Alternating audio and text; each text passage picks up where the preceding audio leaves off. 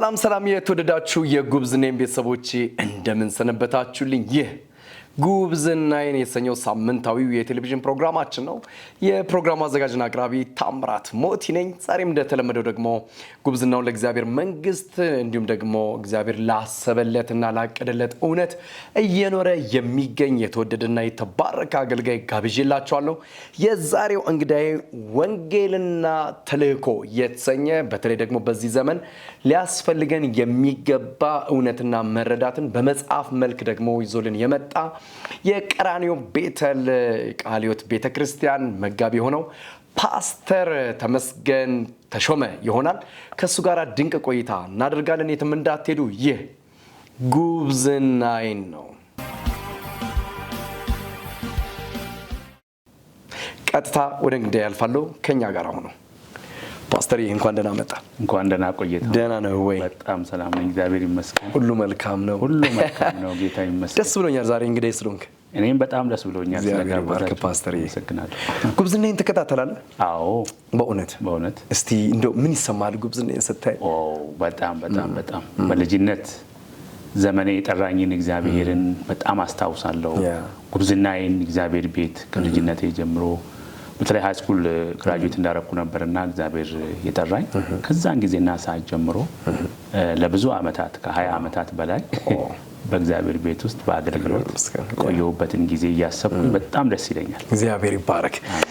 እንግዲህ በቅርቡ ወንጌልና ተልእኮ የተሰኘ ድንቅ መጽሐፍ ለኢትዮጵያ ቤተክርስቲያን ለቅዱሳን ለአማኞች ሁሉ አዘጋጅተልን ደግሞ አቅርባል። ኮንግራቹሌሽን ማለት ፈልጋለሁ በጉብዝናዬ ስም በቅድሚያ ማለት ነው። አመሰግናለሁ። ዛሬ አንተን ስጋብዝ እንድናወራባቸው የምፈልጋቸው ሀሳብ በተለይ ደግሞ በዚህ ዘመን እግዚአብሔር የሰጠንን የተልእኮ እውነቶችን ከመግለጥ አንጻር እሱ ላይ ትኩረት እንድናደርግ ነውና እንደው ፓስተርዬ አንተ ረጅሙን ዘመን በእግዚአብሔር ቤት ውስጥ ቆይታል፣ እያገለገልክ አሁንም አለህና ይህን የተልእኮ እውነት ቤተክርስቲያን እንዲሁም ደግሞ አማኙ በተለይ ደግሞ አገልጋዮች በየአደባባዩም በየትኛውም ስፍራ ላይ የመግለጥ ድፍረቱ ላይ አለን ወይ? እንደው በድፍረት ውስጥ ነን ያለነው? እውነት እንደው ጨለማው ላይ ብርሃንን ለማብራት በደፈረሰውና በተበላሸው ነገር ላይ ጨው ለመሆን እየተነሳን ያለንበት ጊዜ ይመስላል በአንተ እይታ ፓስተር? ሙሉ በሙሉ የለም ባልልም፣ ግን ብዙ ግድፈቶች አሉ። የዚህ መጽሐፍም ዋና ዓላማ ያንን ግድፈቶች አስተካክሎ እውነተኛው መስመር ውስጥ እንዲገቡ ማድረግ ነውና ዓላማዬ ምንድነው? እንግዲህ መጀመሪያ ወንጌል ምንድነው ከትርጉሙ መነሳቱ ነው የሚጀምረው። አንዳንድ ጊዜ ሰዎች አይ ወንጌል ኢየሱስ ነው ብለው ከአዲስ ኪዳን ይጀምራሉ። ነገር ግን ብሉይ ኪዳን ነው። እኔ ወደ ኋላ ነው የሄድኩት። እግዚአብሔር ልክ ሲፈጥረን የሰውን ልጅ ስድስተኛ ቀን ሲፈጥር እንዲህ ብሏል፣ ብዙ ተባዙ፣ ምድርን ሙሏት፣ ግዟትም ብሏል። ያ ግዟት በእግዚአብሔር አምሳል ህዝብን ምድርን እንድንሞላ ነው ዓላማውና ያ ከዛን ጊዜና ሰዓት ጀምሮ እንግዲህ በመንፈሳዊነት ሰዎች እግዚአብሔርን በማወቅ በመፍራት ምድርን እንዲሞሉ ነው የእግዚአብሔር ዓላማ። ስለዚህ ከዛ ተነስቼ ነውና ይሄንን መጽሐፍም ልጽፍ የቻልኩት። ወንጌልና ተልእኮ ምንድነው? የተጠራንበት ተልእኮ ምንድነው? ለምንድነው የተፈጠርኩት?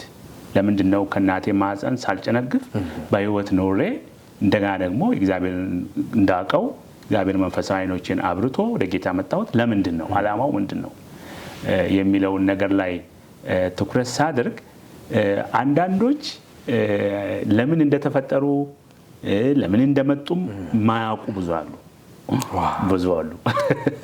ዓላማቸውን ማያውቁ ለምን እንደተፈጠሩ ወዴት እንደሚሄድ ማያውቁ ኢቭን እንኳን ጌታ ኢየሱስ ክርስቶስ አሁን ቢሞቱ እንኳን የት እንደሚሄዱ ማያውቁ ሰዎች ብዙ ሰዎች አሉ። በቤቱ ሆነው እያመለኩ በጣም በእውነት እኮ ነው የምልህ። ይሄ ትልቅ ክስረት በጣም ነው የሚገርም አላቅም ያሉ በጣም ብዙ ሰዎች አሉ። መጽሐፍ ቅዱስ አስተማሪ ነኝ፣ ተማሪዎቼን እጠይቃለሁ። አሁን አንቺ ብትሞቺ የት ነው የምትሄጂው? አላቅም የት ጋር እንደምሆን ማቆያ ቦታ ይሆን የሚያስቀምጠኝ ቦታ ላይ እንደሚያስቀምጠኝ አላቅም ይላሉ። እና ኢቭን ሞት እንኳን ምን እንደሆነ የማያውቁ ብዙ ሰዎች አሉ። እና ይሄንን ለማሳወቅ ነው እንግዲህ ኃላፊነት ስላለብን አንደኛ ምንድነው እግዚአብሔር የጠራን ብዬ ተልኳችን ምንድነው? ወንጌሉ ራሱ ትርጉሙ ምንድነው ከዛ ደግሞ እንዴት ነው የምናስተላልፈው ይህን ወንጌል የሚለው ሶስት ዋና ክፍሎችን የያዘውን ክፍል ነው ለማስተላለፍ የሞከርኩት ማለት ነው። ስለዚህ ትንሽ የሚታይ ነገር አለ ግን በዛም ሄድንበት ግን ጊዜ ላይ አይደለም ያለነው። እንደው ፓስተር ያውን በጣም ብዙ አገልጋዮች መጽሐፍ እየጻፉ ነው። በጣም ደስተኛ ነኝ። ብዙ ጊዜ በዚህ በቴሌቪዥን ፕሮግራሜ በተለይ መጋቢያን መጽሐፍ እንዲጽፉ ፈልጋለሁ። ምክንያቱም ብዙ ትምህርቶችን ስለምታስተምሩም ከማስተማር ደግሞ ብዛት የተነሳ ደግሞ ለትውልድ የሚሆን የእግዚአብሔርን ሐሳብ ማስተላለፊያ መንገድ አንዱ መጽሐፍ ነው ብዬ ስለማመን ብዙ ሰው መጽሐፍ ሲጽፍ ትውልዱ ምን ይፈልጋል፣ ሰው ምን ይፈልጋል፣ ህዝቡ ምን ይፈልጋል ብሎ አጥንቶ የሚጠቀምበትን ከገንዘብ አንፃር ሊሆን ይችላል፣ ከስም አንፃር ሊሆን ይችላል፣ እሱን አስልቶ መጽሐፍቶችን ይጽፋሉ። አንተ ደግሞ ወንጌልና ተልእኮ መጽሐፍ ቅዱሳዊና ተግባራዊ ምልከታ በሚል ነው ይሄን የሰራው። ይሄን ቶፒክ የመረጥክበት ምክንያት ምንድነው? እንድትነሳበት ራሱ መነሻ የሆነስ ሪዝን አለው ወይ ፓስተር? ቅድም ለማብራራት እንደሞከርኩት ብዙ ሰው ትርጉሙን ላይ ራሱ በደንብ ብዥ ያለ ነገር ነው ያለው።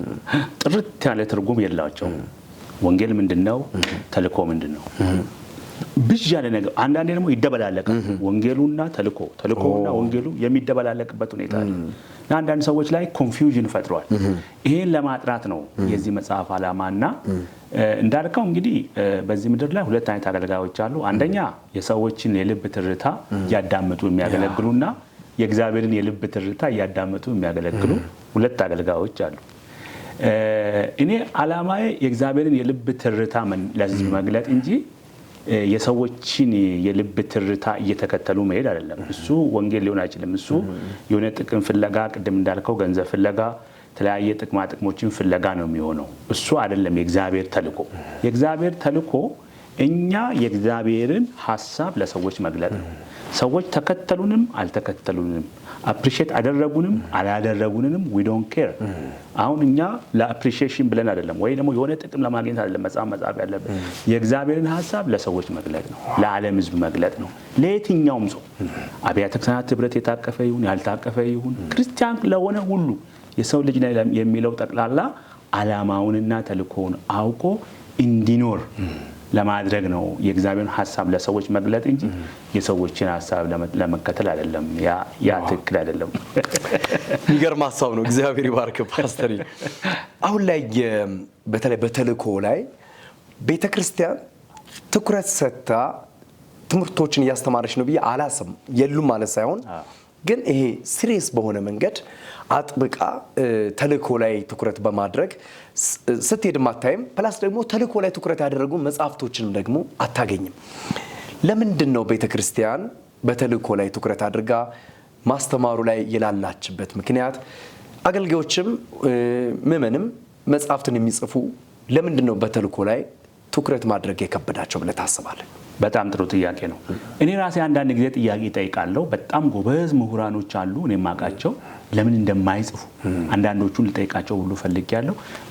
አንዳንዶቹ ተስፋ የሚያስቆርጥ ንግግር ነው የሚናገሩት።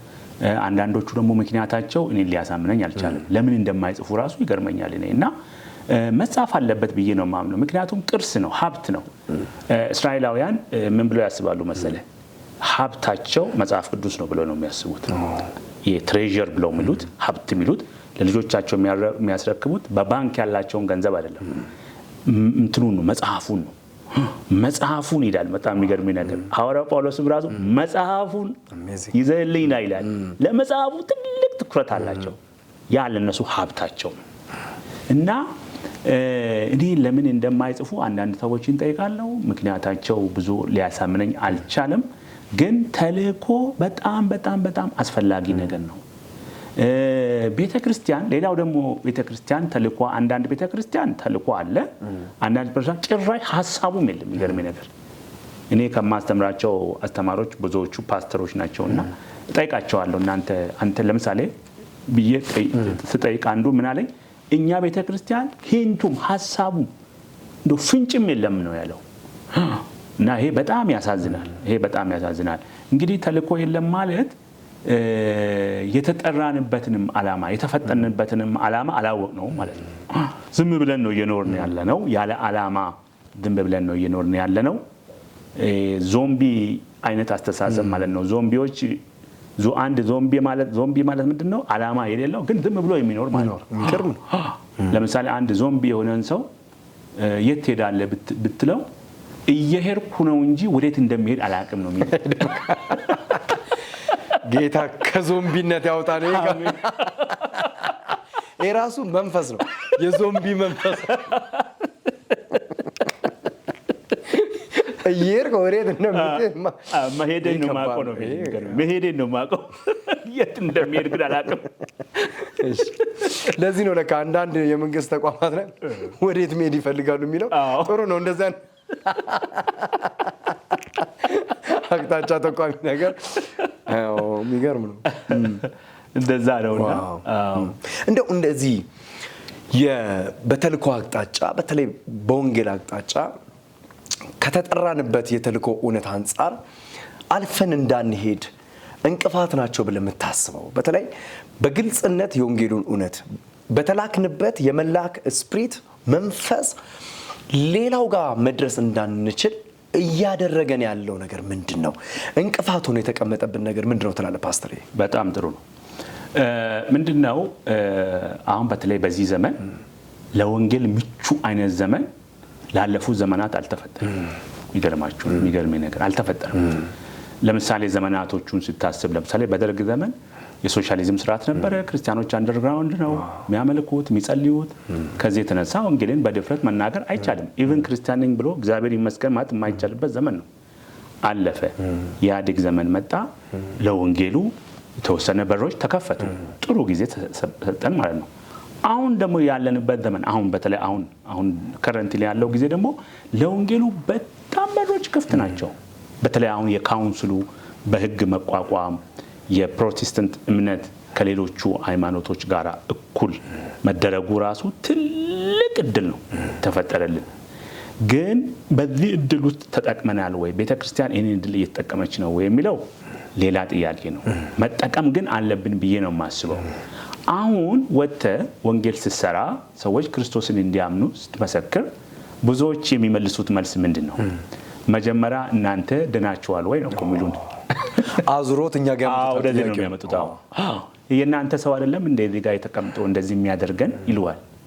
የመንግስት ባለስልጣናት እግዚአብሔር ቦታቸውን ሲሰጣቸው አማኝ የሆነ በተለይ ማለት ነው ቦታውን እግዚአብሔር ሲሰጣቸው በፍትህ መስራት አለባቸው። እውነት ትሪት ማድረግ አለባቸው። ፌር የሆነ ስራ መስራት አለባቸው።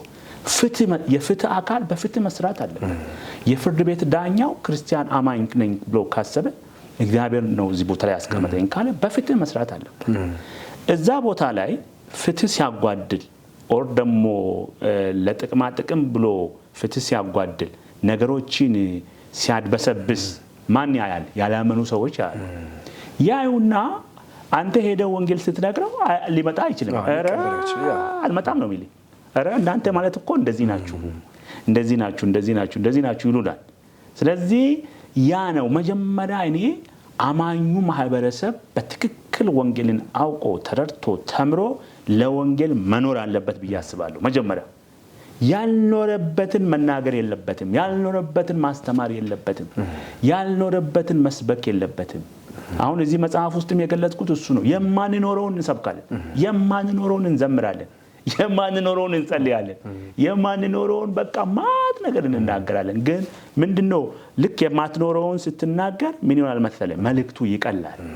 ኖረህ ግን ጥቂት ነገር ስትናገር ከባድ ይሆናልና ምናልባት እዚህ መጽሐፌ ውስጥ ጠቅሼው ሊሆን ይችላል። አንድ የሆሊውድ አክተር አሜሪካ ውስጥ ነውና ሚሊዮኖች ይከተሉታል። ይገርባል። አንድ የቸርች ፓስተር ግን በየአመቱ 15 ሰው ብቻ ነው የሚከተለው። ምን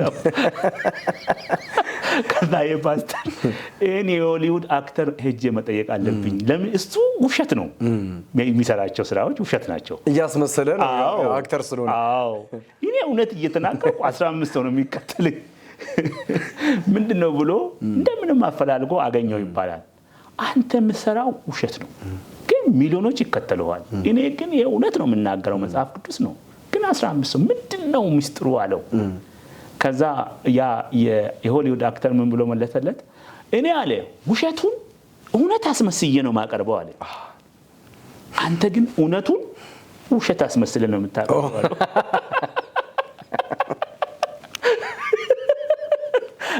እና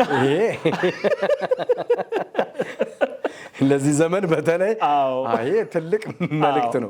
አቀራረብ ያስፈልጋል። አቀራረብ ለምሳሌ መጽሐፍ ቅዱስ ተጻፈው ጠቅላላ ምንድነው? እውነት ነው። ምንም እኮ ውሸት የለውም። 38 ዓመት ሙሉ ሽባ የነበረ ሰው ኢየሱስ መጣ ፈወሰው። ይሄ ተረት አይደለም፣ እውነት ነው። ይሄንን ስትሰብከው ግን ምን ያህል ነው የምትሰብከው? እንዴ አድርገህ ነው የምታቀርበው? ኢየሱስ ክርስቶስ መጣ ከሰማይ፣ እውነት ነው። 3 ዓመት ተኩል ያህል ቆየ እዚህ ምድር ላይ፣ እውነት ነው። ሞተ፣ እውነት ነው። ከሞት ተነስታ፣ እውነት ነው። ይሄ ፌክ አይደለም፣ ፊልም አይደለም። እና ይሄንን እውነት እንዴ አድርገህ ነው ለህዝቡ የምታቀርበው? እና አፕሮቻችን ራሱ መቀየር አለበት ብዬ ነው የማስበው። እናምነዋለን ወይ? ከህይወት የሚጀምር ከራስ የሚጀምር የተቀበልከውን እውነት ነው ብለህ ካመንክ እውነትን እያስተላለፍ እውነቱን ለማስመሰል የምትጣጣር አንዳንድ ጊዜ መጋጋጥ ይሉታል። እንዲያምኑልህ የምትሄድበት ርቀት ራሱ የስተት መንገዶችን ይፈጥራልና የሚገርም ትልቅ ነገር ነው። እንደው ፓስተር በዚህ ውስጥ በወንጌልና ተልእኮ መጽሐፍ ውስጥ በዋናነት ለዚህ ዘመን ቤተክርስቲያን በዚህ ዘመን ላለነው ትውልድና አገልጋዮች እንዲተላለፍልን የምትፈልገው ነገር ምንድነው? ይሄ መጽሐፍ ተጽፏል፣ እውነት ነው፣ ስለ ወንጌል ነው፣ ስለ ተልእኮ ነው። ግን ምንድነው የምትፈልገው? በአንተ ውስጥ እግዚአብሔር አስቀምጦ ይሄን በልልኝ ብሎ በዚህ ውስጥ መልእክትን ያስቀመጠልህ ነገር ምንድነው? በጣም ጥሩ። የመጀመሪያ ሰዎች ይሄን ወንጌሉን ምንድነው፣ ለምንድነው የመጣሁት፣ ተልእኮዬ ምንድነው፣ እግዚአብሔር ለምን ፈጠረኝ፣ ለምን እሱን እንዳውቀው አደረገኝ ብለው ሰዎች እንዲጠይቁ ፈልጋለሁ። ያን ጥያቄ እዚህ ውስጥ ቁጭ አድርጌያለሁ መልሱን። ወንጌልንና ተልእኮን ተረዳ በአእምሮ አንድ ሰው ከተረዳ በኋላ በአእምሮ ካሰበው ከተረዳው በኋላ ደግሞ ይሄንን እውነት መኖር አለበት። ለመኖር ጥረት ማድረግ አለበት። ክርስቲያን ማህበረሰቡ ማለት ነው መኖር ለወንጌሉ መኖር አለበት። የኖረውን እውነት ደግሞ ለሌላው ማስተላለፍ አለበት። እነዚህ ነገሮች ናቸው። አሁን 3 ነገሮች ይያያዛሉ። በአእምሮ ዕውቀት ይሰጣል፣ የመጽሐፍ ኢንፎርሜሽን ይገባል። ይሄ የገባውን ኢንፎርሜሽን ደግሞ ወደ ህይወት ከህይወት ጋራ የማዋሃድ ስራ። ምክንያቱም ካልተዋሃደ ዋጋ የለውም። ምክንያቱም እስራኤላውያን ከግብጽ ምድር ሲወጡ ትዝ ይላል። ዕብራውያን ጸሐፊ ምንድነው የሚለው? የሰሙት ቃል ይላል ከሰሚዎቹ ጋር ስላልተዋሃደ አልጠቀማቸውም ይላል። ምድረ በዳ ቀሩ። አይጠቅምም። መስበክ አያድንም እኮ፣ መዘመር አያድንም፣ መጸለይ አያድንም። የሚያድነው ምንድነው? የሰማኸውን ቃል ወደዚህ ውስጥ የገባውን ኢንፎርሜሽን መኖር ነው የሚያድነው። ከዛ በኋላ ይሄ የኖርከውን ኑሮ ደግሞ ምን አድርግ? ስበከው፣ አስተላልፈው ለሌላው። ይሄንን እንዲያደርጉ ነው የኔ ዋና ዓላማዬ ይሄንን መጽሐፍ ጻፍኩበት። አሁን ላይ ያለችው ቤተክርስቲያን ከተጠራችበት ተልእኮ እንደው ዞር ያለች አይመስልህም ወይ? ታይሚንጉ ዥንጉርጉርነት የሚታይበት ጊዜ ነው ይባላል። ቤተክርስቲያን ዥንጉርጉር ሆናለች፣ አገልጋዮች ዥንጉርጉር ሆኗል፣ የክርስትናችን አኬር ዥንጉርጉር ሆኗል። ድብልቅ ነገሮች የሚታዩበት የጠራ ነገር ማይታይበት ታይም ነው ይባላልና እንደው ፓስተር ተሜ እንዴት ነው እይታው? አሁን ቤተክርስቲያን ዥንጉርጉር ሆናለች እውነት ነው እንደሚባለው? እውነት ነው። ቤተክርስቲያን ለምንድነው ለምሳሌ ቤተክርስቲያን በቦሌ ትተክላለች። በኢትዮጵያ አቀፍ ሁሉ በያለችበት ቦታ በየክፍለ ከተማው ብዙ ቤተክርስቲያናት አሉ። ዓላማዋ ምንድነው? ለምሳሌ ይሄ ካውንስሉ ከተቋቋመ በኋላ ይመስለኛል ከ300 ቦታ በላይ ቦታ ጠይቃ ቤተክርስቲያን ወስዳለች ይባላል። ዓላማው ምንድነው? መሬት የምትወስድበት ዓላማ ምንድነው? መሬት ይዞታ እንድንይዝ የእግዚአብሔር ሐሳብ ነው። አሁን እኔ መጥፎ ነው መሬት አትወሰዱ እያልኩ አይደለም። ዓላማው ምንድነው? ገንዘብ ሰብስቤ ቤተክርስቲያን ገንዘብ ሰብስባ ኢንካም ጀነሬት አድርጋ የሰበሰበችው ጀነሬት ያደረገችው ገንዘብ ዓላማው ምንድነው? ዓላማው ለወንጌሉና ለተልእኮ ካልዋለ ብሩ ለዚህ ለወንጌሉና ለተልእኮ ካልዋለ ከስራለች። አንዳንድ ቤተክርስቲያን አይተህ ከሆነ አኑዋል ሪፖርት ላይ አመታዊ ሪፖርት ላይ ይሄን ያህል ሚሊዮን ብር መባና አስራት ተሰብስቧል፣ አጨብጭቡ፣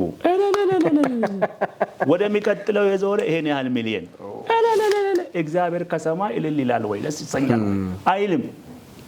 አጠገቢው ሰው ተርቦ አጠገቢው ሰው ተቸግሮ አንተ የምን ብር ነው የምታከማቸው? ያም ራሱ አንድ ወንጌል ነው። ታዲያ የተራበውን ማብላት ታዲያ አንዳንድ ሰዎች ብዙ ብር አላቸው። አንዳንድ ክርስቲያኖች የተሰበሰበው ብር ኪሳቸው አብጦ አንቱ እንዲባሉበት ነው።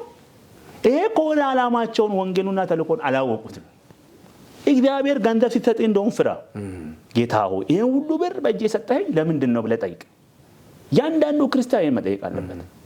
ለወንጌሉና ለተልእኮ ካልዋለ ያ ብር ከስሯል፣ ዋጋ የለውም። ስለዚህ ምንድነው መደረግ ያለበት? ቤተክርስቲያን የምትሰበስበው ገንዘብ ለወንጌሉና ለተልእኮ ማዋል አለባት። እያንዳንዱ አማኝ ገንዘቡ ኪሱ ውስጥ ያለው ብር ኪሴ ውስጥ ያለው ብር የኔ አይደለም። ይሄን ማወቅ አለብን። ብዙ ሰዎች ይሄን አያውቁም። የራሳቸው ይመስላል። አቀማመጡን ላይ አስተካክሉ፣ አጠጣጠፉን ራስ የሥራ ብር ነው ለወንጌል ለተልእኮ። ምንድነው ያደረገው? እግዚአብሔር በአንተ ኪስ ውስጥ አስቀመጠ። የእግዚአብሔር ገንዘብ በአደራ ተሰጠ። ይሄ ማለት ነው አንተ ባለ አደራ ብቻ ነህ። የገንዘቡ ባለቤት አይደለም። ባለቤቱ እሱ ነው። የሚገርም ብዙ ስራ ይጠበቅብናል። በጣም ብዙ ስራ ይጠበቅብናልና ዓላማዋን አንዳንድ ቤተክርስቲያን አላወቀችም ባይነኝ። ስለዚህ ገንዘቡም የሚሰበሰበውም የሚደረጉት እንቅስቃሴዎች በጠቅላላ ለወንጌሉና ለተልእኮ ካልዋለ ኪሳር ዜሮ፣ የዜሮ ብዜት አገልግሎት በለው። እንደዛ ነው። እንደው ፓስተር ተመስገን ተሾመን በዚህ ወቅት ወንጌልና ተልእኮ ላይ አግኝተነዋል። በቀጣይስ ፓስተር ምን ያስባል? ከመጽሐፍት አንጻር እግዚአብሔር አምላክ በውስጥ ያስቀመጠው ሌላም ሸክሞችም ካሉ የኢትዮጵያ ቤተክርስቲያን ቅዱሳንስ ከፓስተር ተሜ ምን ይጠብቁ? በጣም ጥሩ ጥያቄ ነው። ቅድም እንዳልኩኝ የተፈጠርኩት ለወንጌሉና ለተልእኮ ነው። ስለዚህ አሁን ወደፊትም ሁለተኛውንም መጽሐፍ ብጽፍ ከዚህ ጋር የተያያዘ ራሱን ባይሆን የተያያዘ ስራ ነው የምሰራው ብያ ታበር የማታወቅ ስራ ይጠበቅብኛል ብያ አስባለሁ። ትልቅ ኃላፊነት አለብኝ ብያ አስባለሁ። እግዚአብሔር ሲያስተምረኝ እግዚአብሔር ሲናገረኝ ለራሴ ብቻ አይደለም ለቤቴ ብቻ አይደለም ብያ አስባለሁ። ለአብያተ ክርስቲያናት ሁሉ ትልቅ ሸክም እንዳለኝ አስባለሁ። በየቦታው ሳስተምር ወጣቶችን እነዚህ ፓስተሮችን ሳስተምር ትልቅ ሸክም እኔ ውስጥ አለ። ስለዚህ ማሳወቅ አለብኝ ብዬ ትልቅ ሸክም ውስጥ ያለ። ስለዚህ ወደፊትም ሁለተኛውንም መጽሐፍ ስጽፍ ከዚህ ጋር የተያያዘ ስራ ነው የምሰራው ብዬ ነው የማስበው።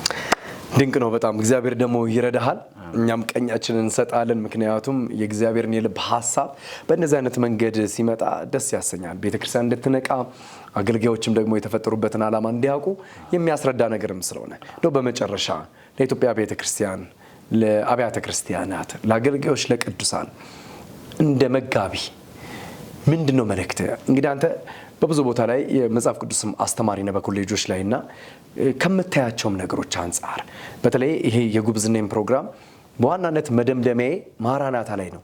ምን ማለት ነው? የኢየሱስ ክርስቶስ የመምጫ ታይም ስለደረሰ ሄደን ሰዎች ወደ ክርስቶስ ፍጹም ሙላት እያደጉ እንዲሄዱና የሚመጣውን ጌታ ደግሞ በንጽህና ህይወትና ማንነት እንዲቀበሉት ለማድረግ ነው። እስከዛ ድረስ እየሰሩ ያሉትን ሰዎች የማበረታታት መልካም ነገር አይቼባቸዋለሁ፣ ፍሬ ታይቶባቸዋል። ይህም ፍሬያቸው ደግሞ ሌሎችም ደግሞ ተከትለው ይሄዱ የሚል ፕሮግራምም ስለሆነ እንደው እንደ መጽሐፍ ቅዱስ መምህርነት እንግዲህ እንደ አንድ አጥቢያ ደግሞ ቤተክርስቲያን መጋቢነት እንደ መጽሐፍ ጻፊነት ለእግዚአብሔር መንግስት አገልጋይነት ጥሪ እንዳለበትም ሰው ከወንጌልና ከተልእኮ አንጻር ከጌታ መምጫም አንጻር መልእክትህ ምንድነው? መልእክቴ ግልጽ ነው። ቅድም ለማብራራት ሞክሬያለሁ። ተልእኳችን ኢየሱስ ክርስቶስ ይመጣል። አሜን። በቃ ዋናው ነገር እሱ ነው። እኔ ለኢትዮጵያ አብያተ ክርስቲያናት ያለኝ መልእክት ምንድነው? እርስ በርስ እንያዝ። ፍቅር ከሌለ ወገኖች ዋጋ የለንም። የኤፌሶን ቤተክርስቲያን አስባለሁ። የኢትዮጵያን ቤተክርስቲያን ሳስብ የኤፌሶንን ቤተክርስቲያን አስባለሁ። ራእይ ምዕራፍ 2 ላይ ያለችው ያቺ የራእይ ምዕራፍ 2 ላይ ያለችው ቤተክርስቲያን ኤፌሶን ቤተክርስቲያን በውስጧ የስተት ትምህርት አስተማሪዎች ነበሩ። የስተት አስተማሪዎችን ለማጥራት ስትል የዶክትሪን ጥራት አደርጋለሁ ብላ ስትጥር ከብዙ ሰዎች ጋር ተጋይታለች። ከመጋጨቷ የተነሳ ፍቅርን ጥላለች። ዋና ነገር አያችሁ፣ ስተት አስተማሪዎች ይኖራሉ፣ ወደፊትም ይኖራሉ። ለማቅናት በፍቅር ለማቅናት ነው ጥረት ማድረግ ያለብን እንጂ ሶሻል ሚዲያ ላይ ድንጋይ መወራወር መፍትሄ አያመጣም። ስለዚህ ቀርበን የተሳሳተ ወንድም ካለ ቀርበን ያንን ሰው ለማቅናት በፍቅር ለማቅናት አላማችን በፍቅር አቀራረባችን በፍቅር ካልሆነ ፍቅርን ጣልክ ማለት ዋናውን ነገር ጣልክ ነው። ስለዚህ ለሁሉም አብያተ ክርስቲያናት ያለኝ መልእክት እንያያዝ፣ አንበጣጠስ እንደ አሜባ ብዬ ነው የምለው። አሜባ ይበጣጠሳል አሉ። ይበጣጠስና ሌላ ነገር ይሰራል ይባላል እና አሁን መበጣጠስ ነው። አሁን ፍቅር የለም፣ መቀባበል የለም እና ይሄ ደግሞ አይጠቅምም። እኛ ዓላማችን ጌታ ኢየሱስ ክርስቶስ የሰጠን ታላቁ ተልእኮ ምንድነው? ወደ ዓለም ሁሉ ሂዱ፣ ወንጌሉን ስበኩ፣ አስተምሩ፣ አጥምቁ፣ ከዛ ደቀ መዝሙር አድርጉ ነው ያለው። ስለዚህ ይሄንን ተልእኳችንን ረስተን የወንበር ፍትጊያ፣ የስልጣን ፍትጊያ፣ እኔ እንደዚህ ካልሆንኩኝ የሚል ፍትጊያ አይጠቅምም። ለወንጌሉና ለተልእኮ አይጠቅምም። ለእግዚአብሔር መንግስት አይጠቅምም። ስለዚህ እንያያዝ፣ በፍቅር እናቅና። የተጣመመውን ወንድማችንን እህቶቻችንን በፍቅር እናቅናቸው፣ እናስተምራቸው፣ እንራራላቸው። የወደቁ ሰዎች ካየን እንጂ በወደቁ ሰዎች ላይ ልክ በወደቀ ዛፍ ላይ ምሳር ይበዛል እንደሚባለው የወደቀውን ሰው ዝም ብለን አንቀጥቅጥ። ትክክል አይደለም። ያ ቀጥቅጡልኝ አላለም እግዚአብሔር፣ አስተምሩልኝ ነው ያለው። አስተምሩልኝ ነው ያለው። ያንን ሰው ተያይዘን የወደቀውን በማንሳት የላሉትን ጉልበቶች ደግሞ አይዟችሁ በማለት በማበረታታት አንዱ ጋር ብዙ ገንዘብ ካለ አንድ ቸርች ላይ ብዙ ገንዘብ ካለ ለደካማው በመርዳት በማገዝ ምን እናግዝ በመባባል እጅ ለእጅ በመያያዝ ወንጌሉንና ተልእኮውን እንስራ። ይሄን ብናደርግ የኢትዮጵያን ሕዝብ እንሸፍናለን። ጥሩ የወንጌል የእግዚአብሔር መንግስት መስፋት ይሆንልናል የሚል መልእክት አለኝ። ጌታ ኢየሱስ ይመጣል። ፓስተር አሜን ብያለሁ። በጣም ድንቅ መልእክት። በተለይ በዚህ ዘመን ደግሞ የሚያስፈልገው እንዳልከው ልዩነቶች እየበዙ ነው። ብሔርተኝነት አለ፣ ጎራዎች አሉ። ይሄ የኔ ወገን ነው፣ የአጵሎስ ነኝ፣ እኔ ኬፋ ነኝ የሚባሉ ነገሮች አሉ። እነዚህ ሮንግ ናቸው። ቢብሊካል ትሩዝ የላቸውም፣ እውነት የላቸውም። እኛ ከነገር ከቋንቋ የተለየን ሰዎች ነን። በክርስቶስ ደም አንድ የሆንነንና መያያዝ፣ መዋደድ፣ መከባበር፣ መፈቃቀር ይህ ደግሞ ለእግዚአብሔር መንግስት ስራ ትልቁ አቅም ስለሆነ በፍቅራቸው ታውቋቸዋላችሁ ነው አይደል የሚለው መጽሐፍ። ስለዚህ ፍቅር ኃይል ስለሆነ እኛ ደግሞ መታወቂያችን ፍቅር ነው። ፍቅር ደግሞ ክርስቶስ ስለሆነ ማለት ነውና በጣም ትልቅ መልእክት ነው ያስተላለፍከው። የጉብዝና እንግዳ ሆነ ይሄን የመሰለ የወንጌልና የተልእኮ መልእክትን ስላስተላለፍክ እንግዲህ አገልጋይ ብቻ ሳይሆን ቤተክርስቲያን ራሱ ቀና እንደምትል አምናለሁ። ምክንያቱም የረሳችውን ተልእኮ የማስታወስም ነገርም ስለሚሆን፣ ስለዚህ ሁሉም እያስታወሰ ይሰራል ማለት ስላልሆነ እየደከሙ ያሉትንም ደግሞ ማበረታታት ግድ ስለሆነ እግዚአብሔር አምላክ ባንተ ውስጥ ደግሞ ይህን ጸጋ ስላስቀመጠ እግዚአብሔር አምላክ ቤትን፣ አገልግሎትን፣ ራእይን፣ ትዳርን፣ ልጆችን፣ ህልምን ሁሉ ይባርክ ማለት እፈልጋለሁ። ፓስተር አሜን አሜን። በጣም ነው የማመሰግነው። ጌታ ይባርክ። አንተም ተባረክልኝ። የተወደዳችሁ የጉብዝና ቤተሰቦቼ እጅግ ከተወደደው ከተባረከው ከፓስተር ተመስገን ተሾመ ጋር ሳድርግ የነበረውን ቆይታ በዚህ አጠናቀቅ ያለው። እንግዲህ ወንጌልና ተልእኮ የተሰኘው መጽሐፍ ማግኘት የምትፈልጉ ቅዱሳን አገልጋዮች ቤተክርስቲያናት ካላችሁ ከስክሪኑ በታች የፓስተር ተመስገን ተሾመን ስልክ ቁጥር አስቀምጥላችኋለሁ። እሱ ጋር በመደወል ደግሞ መጽሐፍቶችን አግኙ፣ ምክሮችን እንዲሁም ደግሞ የተለያዩ አቅጣጫዎችን እንዲሁም ደግሞ አገልግሎቶችን ማግኘት ትችላላችሁ ማለት ነው። ሳምንት ደግሞ ከሌላ እንግዳ ጋር እንጠብቃችኋለሁ። እንደተባረካችሁ እንደተጽናናችሁ አቅጣጫ እንዳያችሁ አምናለሁ። አሜን። ኢየሱስ ይመጣል። ወንጌልና ተልእኮአችን ላይ ደግሞ ትኩረት እናድርግ። ወዳችኋለሁ። ታምራት ሞቲ ከእናንተ ጋር ቆይታ አድርጌያለሁ። ይህ ጉብዝና